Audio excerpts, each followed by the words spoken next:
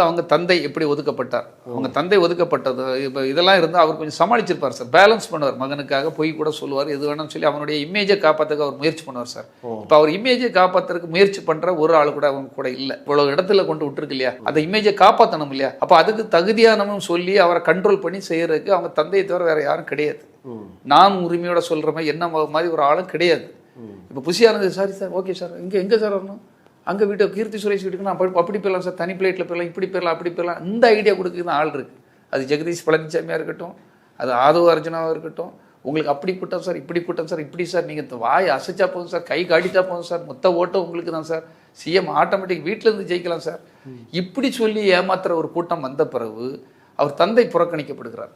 தந்தை புறக்கணிக்கப்பட்டது மட்டுமல்ல, தந்தையே உலகத்திலே எனக்கு இருக்க ஒன்றே அந்த ஒரு சுத்தம் தான் எனக்கு இருக்கிற ப்ராப்பர்ட்டி. அவருக்கு ஏகப்பட்ட ப்ராப்பர்ட்டி, அந்த ப்ராப்பர்ட்டி அவர் நினைக்கல. ப்ராப்பர்ட்டி விஜய் மட்டும் தான் நம்பி இருந்தார். இன்னைக்கு 83 வயசு ஆனப்புறம் அனாதையாக தானே தனியாக தானே இருக்காரு. அந்த கூட்டத்துக்குள்ள வரும்போது அது நின்னாரு, அப்பி பிடிச்சிட்டாரு, இதெல்லாம் ஒரு நியூஸ் ஆக்குறாங்க, அப்பி பிடிச்சிட்டாரு இல்லையா அப்படின்னு. அதுவும் செட்டிங் தான், அதுவும் அவர் கூப்பிட்டு போறது கிடையாது. அந்த இடத்துல அங்கே போய் நிற்கிறாங்க, வேற வழி இல்லாமல் வரும்போது வாயில் கரெக்டாக எந்த ரூட்ல வாராருன்னு எல்லாம் அவருக்கு தெரியும். சந்திரசேகர் டைரக்டர்ல அந்த ரூட்ல கரெக்டாக நிற்பாரு. நிற்கும்போது அப்பாவை பார்க்காம போனால் அது கான்ட்ரவர்ஷியல் ஆகிடும் இல்லையா.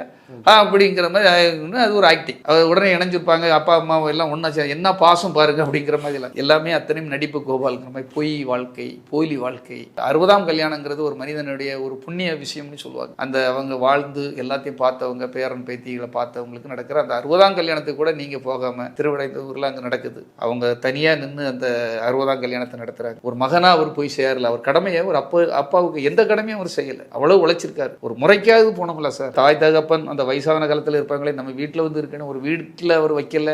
உங்களுக்காக பத்திரிகை ஆஃபீஸில் எத்தனை, குமுதம் ஆஃபீஸில் மட்டும் இல்லை, ராணி ஆஃபீஸு, நெற்றிக்கன் ஆஃபீஸு, தினமலர் ஆஃபீஸ்லாம் போய் சண்டை போட வந்திருக்காரு. நானும் கூட போயிருக்கேன். ஓ, இந்த இத்தனை கூட இதுலையுமா? ஆமாம், சண்டை போட்டிருக்காரு. சண்டை போடுவார். அவரை பற்றி தப்பா எழுதுனா நானும் போயிடும் கூடாது. அப்படியே உங்களை பற்றி உங்கள் இமேஜை விட்டுறக்கூடாது. உங்கள் வளர்ச்சி, உங்கள் இமேஜ் எல்லாருக்காகவும் உழைத்த ஒரு தந்தையை இன்னைக்கு அவரும் வசதியான ஆள் தான், அவருக்கும் நிறைய சொத்துக்கள் இருக்கு. அதனால் அவர் இன்னைக்கு எப்படி மனசு எப்படி 80 வயசுக்கு பிறகு அவரையும் முடக்கிட்டீங்க நீ.